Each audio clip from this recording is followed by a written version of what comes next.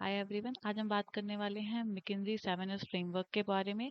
ये बहुत ही important topic है यूजीसी नेट के प्रोस्पेक्टिव से। इसमें क्वेश्चन ऐसे आते हैं कि वो उसमें पूछ लेते हैं कि इनमें से ये 3-4 वो डिफरेंट नेम्स दे देंगे और फिर वो आपसे पूछेंगे कि इनमें से कौन सा इस फ्रेमवर्क का पार्ट है और कौन सा नहीं है। तो हम स्टार्ट करते हैं। सबसे पहले हम ये देखते हैं कि 7S फ्रेमवर्क किसने डेवलप किया। तो जो 7S फ्रेमवर्क है वो डेवलप बाय है मैकिन्जी एंड कंपनी ने इसे बनाया था। Is a model that highlight, ये क्या बताता है कि 7 इंटरकनेक्टेड वेरिएबल्स की बात करता है ये, that are crucial for organizational effectiveness. अगर किसी भी ऑर्गेनाइजेशन को अपनी ऑर्गेनाइजेशन में इफेक्टिवनेस मेंटेन करनी है तो वो कैसे कर सकते हैं, इन 7S को मेंटेन करके। The goal of the model was to show how, क्या मॉडल का गोल है, क्यों इंपॉर्टेंट है ये मॉडल, ये बताता है कि 7 elements of the company, 7 elements किसी भी कंपनी के 7 एलिमेंट्स की बात करता है। पहला है हमारा स्ट्रक्चर, देन नेक्स्ट है हमारा strategy, skill, staff, style, system and shared values. Shared values जो कि मिड में होती हैं, can be align together to achieve effectiveness in the company. अगर कोई भी कंपनी इफेक्टिवनेस अचीव करना चाहती है तो उन इन सारे जो हमारे सारे एस हैं उन्हें अलाइन होना होगा। The key point of the model is that all the 7 areas are interconnected। और सबसे important बात है कि ये सारे areas interconnected हैं। A change in one area, अगर आप किसी भी एक एलिमेंट में चेंज करते हो तो रेस्ट सारे के सारे जो फंक्शंस हैं उनमें आपको चेंज करना पड़ेगा या आपको उसमें चेंजेस दिखाई देंगे। नेक्स्ट हम देखते हैं कि मॉडल कहाँ कहाँ पे अप्लाई हो सकता है। बहुत मैनी सिचुएशंस में, मेनली ये स्ट्रेटेजिक मैनेजमेंट का पार्ट है। हम कहाँ पे, ये एक टूल है, वैल्यूएबल टूल है ऑर्गेनाइजेशनल डिजाइन का। The most common use of framework क्या क्या है, क्या कहाँ कहाँ पे ये यूज हो सकता है। टू फैसिलिटेट ऑर्गेनाइजेशनल चेंज, अगर कोई भी ऑर्गेनाइजेशन अपनी कंपनी में चेंजेस कर रही है या तो उसमें ये क्या, ये हेल्प करता है ये framework. To help implement a new strategy, अगर कोई कंपनी या कोई ऑर्गेनाइजेशन अपनी फर्म में या कंपनी में न्यू स्ट्रेटजी जो है चेंज इम्प्लीमेंट कर रही है, तब ये यूजफुल है, ये हेल्प करता है ये model. To identify how each area में चेंज इन द फ्यूचर, कि हमें डिफरेंट एरियाज कैसे चेंज होंगे फ्यूचर में, उसमें हेल्प करता है। To facilitate the merger of the organization, अगर कोई भी दो कंपनीज मर्ज हो रही हैं तो उसमें हेल्प करेगा। In McKinsey model the 7 areas of organisation are divided into soft and hard areas. इसमें जो ये मॉडल है इसमें जो है जो हमारे 7S है वो सॉफ्ट और हार्ड एरियाज में डिवाइडेड हैं। Strategy, structure, system are hard elements. जो एक फर्म है उसके तीन जो है इंपॉर्टेंट हार्ड एलिमेंट्स हैं, जो कि फर्स्ट है strategy, structure and system, and that are much easier to identify, और इन्हें बहुत इजी होता है आइडेंटिफाई करना और इन्हें मैनेज करना compare to soft element. On the other hand soft areas जो हैं ऑल्दो हार्डर टू मैनेज, ये क्योंकि जो है इंटेंजिबल होते हैं तो इन्हें मैनेज करना हार्ड होता है। Are the foundation of the organization, पर ये क्या है, ये फाउंडेशन है ऑर्गेनाइजेशन की। Are the more likely to create a sustainable competitive advantage, और यही एरियाज जो हैं वो किसी भी ऑर्गेनाइजेशन को कॉम्पिटिटिव एज प्रोवाइड करते हैं। जैसा कि इस पिक्चर में हम देख पा रहे हैं कि ये हमारा मैकिन्जी का 7S फ्रेमवर्क है, जिसमें हार्ड एलिमेंट्स में तीन हमारे आते हैं। स्ट्रेटजी, किसी भी फर्म की स्ट्रेटजी, उसका स्ट्रक्चर, उसका सिस्टम, ये तीन हार्ड में आते हैं। और जो ये बाकी हैं, स्किल, स्टाफ, स्टाइल और ये शेयर्ड वैल्यूज जो कि बीच का मिडिल का पार्ट है, ये सारे क्या कहते हैं, ये हमारे सॉफ्ट एस में आते हैं।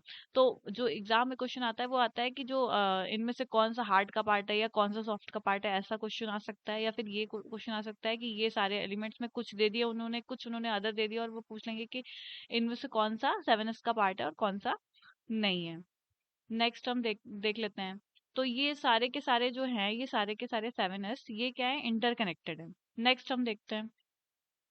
अब हम एक एक करके सारे जो एलिमेंट्स हैं उनको देख लेते हैं। सबसे पहला हमारा है स्ट्रेटजी। कंपनी की या जो फर्म की स्ट्रेटजी है, ये हमारा पहला एलिमेंट है। Strategy is defined as a set of actions actions that a firm plans in response to anticipation of changes in to its external environment. जो भी किसी भी फर्म के एक्सटर्नल एनवायरनमेंट में चेंज हो रहे हैं उसके अकॉर्डिंग जो कंपनी अपनी स्ट्रेटजी बनाती है, जो प्लान्स बनाती है, these actions allows a firm to improve its competitive positioning. तो यही क्या करते हैं, यही यही यही जो स्ट्रेटजी है वो क्या कहते हैं, फर्म को कॉम्पिटिटिव एज प्रोवाइड करती है। Purpose of the business and the way the organization seeks to inherit its competitive advantage. तो ये क्या स्ट्रेटजी क्या है कंपनी का या जो फर्म है उसका, क्या है, प्लान होता है जो वो किसके रिस्पॉन्स में लेती है, एक्सटर्नल एनवायरनमेंट के रिस्पॉन्स में वो लेती है। देन स्ट्रक्चर क्या है, स्ट्रक्चर हमारा क्या है, स्ट्रक्चर अलाउ करता है फर्म का to focus on areas that are deemed important for its evaluation. This includes division of activities, integration and coordination and mechanism. कहने का क्या मतलब है कि स्ट्रक्चर जो है किसी भी कंपनी का, वो हमें क्या बताता है, स्ट्रक्चर हमें बताता है कि जो कंपनी है वो कैसे ऑर्गेनाइज हुई है, उसकी चेन ऑफ कमांड क्या है और अकाउंटेबिलिटी रिलेशनशिप्स जो होती हैं फॉर्म ऑफ इट्स ऑर्गेनाइजेशन, मतलब किस तरह का स्ट्रक्चर है कंपनी में, टॉल स्ट्रक्चर है या फिर नैरो स्ट्रक्चर है या लाइन ऑर्गेनाइजेशन है, मैट्रिक ऑर्गेनाइजेशन है, किस तरह का स्ट्रक्चर वो चेन ऑफ कमांड या स्ट्रक्चर वो कंपनी फॉलो करती है। तो स्ट्रक्चर जो हमारा एलिमेंट है वो हमें यही बताता है। देन हमारा नेक्स्ट एलिमेंट जो है वो है सिस्टम। सिस्टम क्या बताता है, this include formal and informal procedures for measurement, reward and resource allocation की जो फर्म के रिसोर्सेज है वो कैसे एलोकेट हुए, एलोकेशन हुआ है उनका, वो हमें कौन सा बताता है, वो सिस्टम बताता है। नेक्स्ट हम आते हैं हमारे सॉफ्ट एलिमेंट्स है। सॉफ्ट एलिमेंट्स में पहला हमारा आता है शेयर्ड वैल्यूज। शेयर्ड वैल्यूज क्या होती हैं, ये एक तरह ये फर्म के की बिलीफ्स होते हैं and aspirations that form the core of its corporate culture, जो कि कॉर्पोरेट कल्चर का कोर बनते हैं हमारी। शेयर्ड वैल्यूज क्या होती है, कंसिडर्ड सेंट्रल। ये सेंट्रल में क्यों कंसिडर होती हैं, क्योंकि ये फर्म के कल्चर का पार्ट बनती हैं। They influence and shape the organization culture. Organization का कल्चर कैसा होगा, ये शेयर्ड वैल्यूज जो होती हैं फर्म की वो बताती हैं। Impacting how individual within the organization behave and make decision. किस तरह से कोई भी इंडिविजुअल ऑर्गेनाइजेशन में बिहेव करेगा, डिसीजन लेगा, तो वो सारी चीजें जो कल्चर का पार्ट बनती हैं वो कौन होती हैं, शेयर्ड वैल्यूज होती हैं। देन स्किल क्या होती है, the organization core competencies and distinctive capabilities. जो ऑर्गेनाइजेशन की कोर कॉम्पिटेंसीज हैं या डिस्टिंक्टिव कैपेबिलिटीज हैं, it is argued that old skills can often act as a hindrance in developing new skill. जैसे हम समझ पा रहे हैं कि जो स्किल है वो क्या बताती है, ऑर्गेनाइजेशन की कोर कॉम्पिटेंसीज और डिस्टिंक्टिव जो कैपेबिलिटीज होती हैं उनकी बात करता है स्किल, हमारा स्किल एलिमेंट।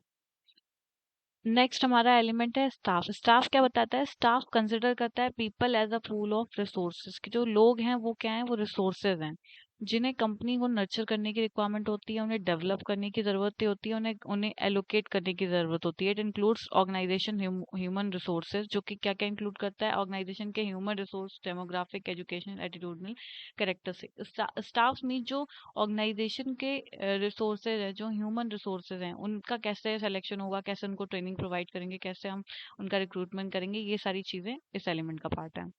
नेक्स्ट एलिमेंट हमारा आता है स्टाइल। स्टाइल क्या बताता है, ये जो है टिपिकल बिहेवियर बताता है की ग्रुप्स का, जैसे कि CEOs, managers and other professionals. जो सीईओ, मैनेजर्स और अदर प्रोफेशनल्स हैं उनका कैसा बिहेवियर पैटर्न है, ये हमारा बताता है स्टाइल एलिमेंट। कि तो अब हम एक बार दोबारा से देख लेते हैं। 7S फ्रेमवर्क में 3 एलिमेंट्स हैं, स्ट्रेटजी, स्ट्रक्चर और सिस्टम। फिर हमारे सॉफ्ट एलिमेंट्स में आते हैं शेयर्ड वैल्यूज, जो कि हमारा मेन यहाँ पे मिडिल में है, then skill, style, staff. Then